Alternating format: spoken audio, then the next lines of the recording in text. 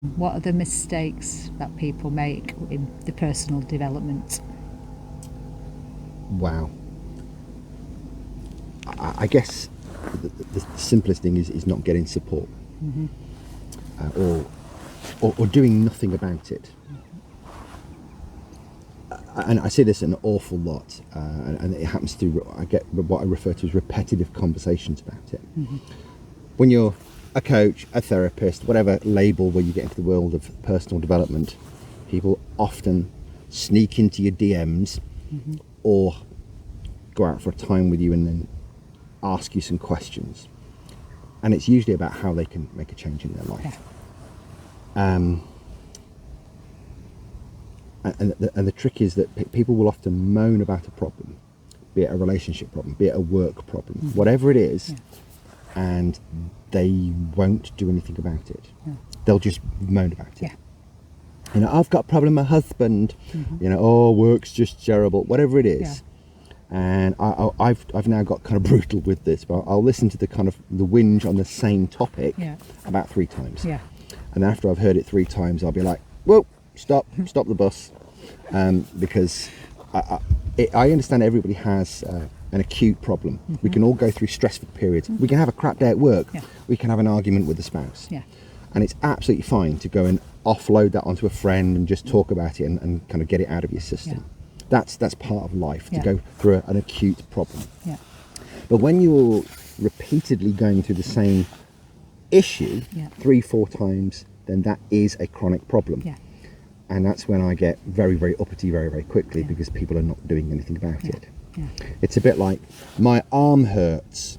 Okay, so really sorry to hear that. Did you hurt it today? No, I hurt it 2 years ago. Right, so your arm still hurts. Have you been to the doctor about it? No. Well, you're an idiot then. Because you're not acting on it. You're not doing something about it. You're not doing, and so my arm hurts. Have you done something about it? No. My arm hurts. Hey, shut up. I don't want to know about your arm, because you're not doing anything about it. And I don't have to listen to you whinge about your arm if you're choosing not to do anything about it. So that's the trap that a lot of people will fall into. They'll go into this with their job, their relationship, their life, whatever, and they don't do anything about it. And why do they not do something about it? I have absolutely no idea. My thoughts are that people are scared. They have a fear. Okay. They have a fear of what if they do something about it, they don't want to. They're not sure what their life is going to be like. How, you know, does that make sense? So like with the problem with their arm, they don't know whether it's going to be a major thing or it's going to be a small thing, because we all know that the people can actually, oh, I've got this pain, but actually it could be something really, really big, because Google Doctor says. Does that make sense? And I think, and if it's to do with the relationships, we see it where people will put up with bad relationships because they're frightened. They don't know what's going to be. Yeah, you're right. It could be people are frightened of. Excuse me. It could be people are frightened of the clarification of the problem. You know, I don't want to go to the doctors because I might find out the thing is a big thing. Okay, well, that's denial. They're also afraid of change.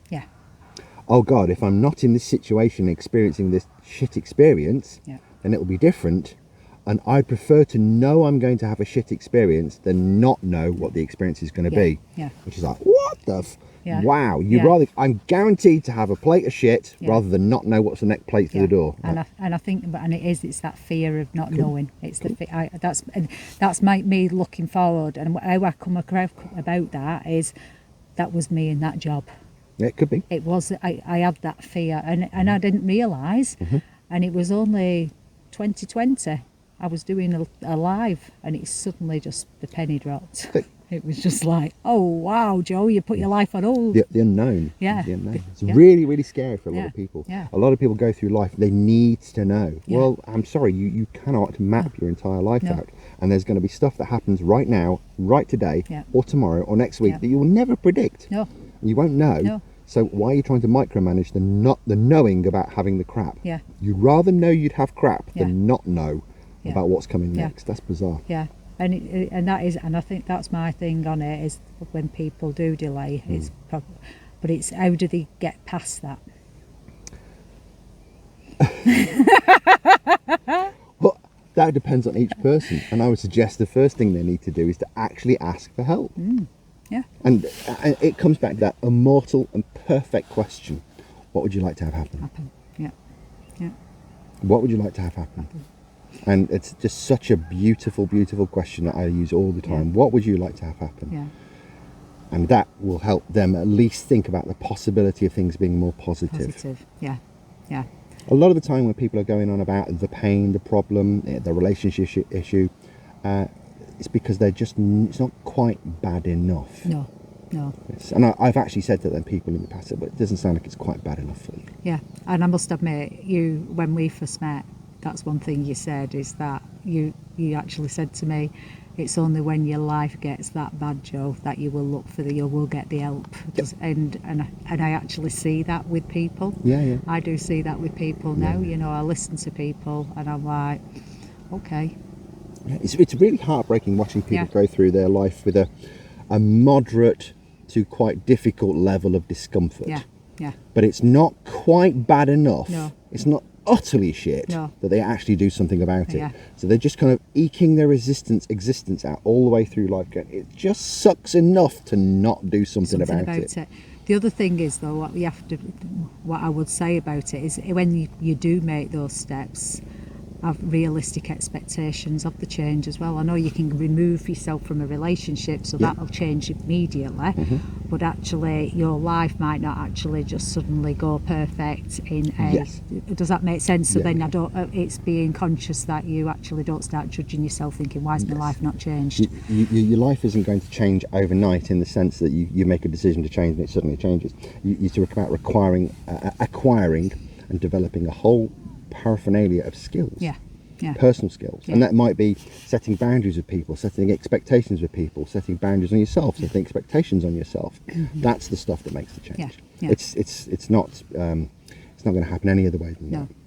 But going through life not doing something about the pain point is a little heartbreaking for people.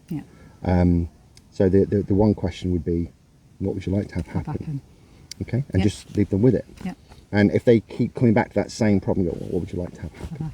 And the point is, they might not know themselves what it is that they need to do to make it happen. Okay, well, that's absolutely fine. You don't know how to fix your own car. You don't know how to fix your own heating system at home. You couldn't diagnose yourself if you got skin cancer. So we need to go to someone else who's the expert to find out how to help us. The point is, you have to acknowledge there's a problem and then take an active step to do something about it. Isn't it interesting how all the time we come back to that same thing? You need to do something about it. Do something about it. What are you going to do? Thank you for answering that question.